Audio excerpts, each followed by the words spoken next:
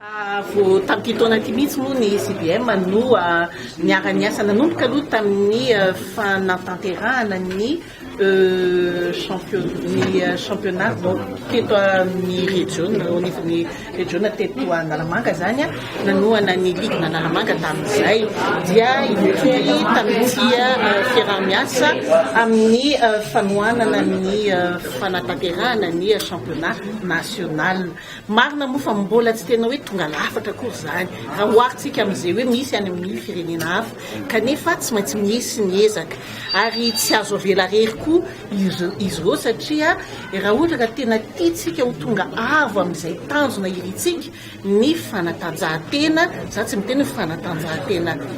eo amin'ny paralympique fotsiny fa ny fanatanjahantena amin'ny akapobeany dia tsy azo avela anderery izy fa tsy maintsy misy ny fanohanana amin'ny sehatra samihafa eo anivon'ny firenena moa zany any amin'ny gouvernement zany ao anivon'ny ligue ao anivon'ny fédération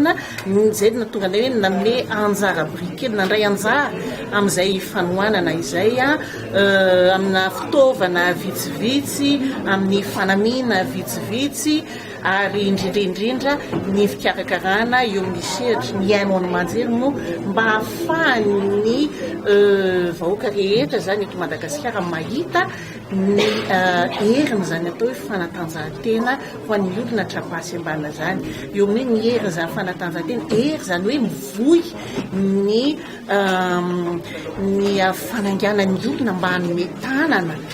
fanetanana ny olona mba hanome tanana ny olona trapasy ambana mba hahafahany matojo zany tanjona eo amin'ny sehatra ny fanatanjahantena zay tsy nizovana izay.